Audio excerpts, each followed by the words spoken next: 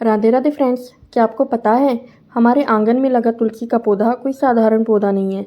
ये प्रकृति की ऐसी देन है जो किसी वरदान से कम नहीं है। तुलसी धार्मिक महत्वता रखने के साथ साथ स्वास्थ्य के लिए भी बहुत गुणकारी है। तुलसी की खुशबू से लेकर इसके स्वाद में अलग ही आनंद है। तुलसी एक बहुगुणी पौधा है। इसमें एंटीऑक्सीडेंट, एंटीबायोटिक्स प्रचुर मात्रा में होते हैं। की पत्तियां सर्दी खांसी में काम आती हैं, ब्लड प्रेशर को संतुलित रखती हैं, इम्यूनिटी बूस्ट करती हैं, तनाव और एंजाइटी से भी राहत दिलाती हैं। आओ जानते हैं तुलसी के पौधे का धार्मिक महत्व। पौराणिक कथा के अनुसार तुलसी एक पौधा नहीं बल्कि उसका जन्म एक राक्षस कन्या के रूप में हुआ था जिसका नाम वृंदा था। वो बहुत ही धार्मिक और दिव्य कन्या थी। वो भगवान विष्णु की बहुत पूजा पाठ करती थी, जिसके फलस्वरूप भगवान विष्णु ने खुश होकर वृंदा को वरदान दिया कि वृंदा जब तक अपने पति धर्म का पालन करेगी तब तक उसके पति को कोई भी युद्ध में नहीं हरा पाएगा।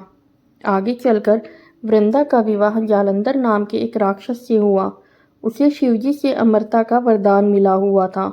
स्वयं के वरदान के दम पे जालंधर एक बहुत ही अत्याचारी राक्षस बन गया था और साथ ही वृंदा के विवाह के बाद जालंधर की ताकत और बढ़ गई थी, जिसके परिणाम स्वरूप देवता भी जालंधर को हरा नहीं पाए। इस समस्या का समाधान करने के लिए सभी देवताओं ने त्रिदेव से मदद की गुहार लगाई। देवताओं की समस्या सुनकर शिवजी जालंधर से युद्ध करने के लिए चले गए। वहां दूसरी ओर वृंदा अपने पति की रक्षा करने के लिए पूजा करने लग गई और युद्ध के समय भगवान शिव का प्राणघातक प्रहार भी वृंदा के पतिव्रत कवच को नहीं तोड़ पा रहा था। तब भगवान विष्णु ने जालंधर का रूप धारण किया और वृंदा का पतिव्रत तोड़ने के लिए उनसे पास चले गए। अपने पति को जीवित देख वृंदा ने पूजा करना छोड़ दिया और पति धर्म में विहीन हो गई।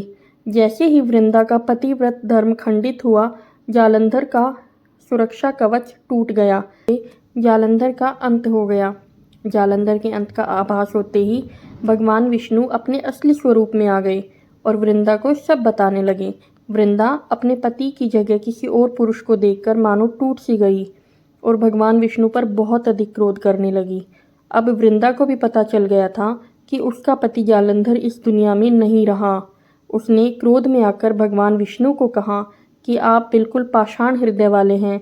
आपने ही मुझे पवित्रता और पतिव्रत का वरदान दिया और आपने ही मुझसे मेरा पतिव्रत को छीन लिया। आप अब से एक पाषाण बन जाओ। वृंदा का मान रखते हुए भगवान विष्णु ने इस श्राप को स्वीकार कर लिया। जब वृंदा ने भगवान विष्णु से कहा कि आपने मेरा पतिव्रत, मेरे पवित्रता भंग करके मुझसे मेरी पवित्रता को छीन लिया है, तब भगवान विष्णु ने भी उनको वरदान दिया कि वृंदा, तुम हमेशा पवित्र रहोगी। तुम्हारा बिना मेरी पूजा तो क्या, मेरा भोजन भी अधूरा होगा। तुमसे पवित्र कोई नहीं है तुलसी। भगवान के ऐसे शब्द सुनने के बाद वृंदा ने स्वयं को सती कर लिया और वो एक राख में बदल गई। उस राख से एक पौधे का जन्म हुआ जिसे तुलसी कहा जाने लगा।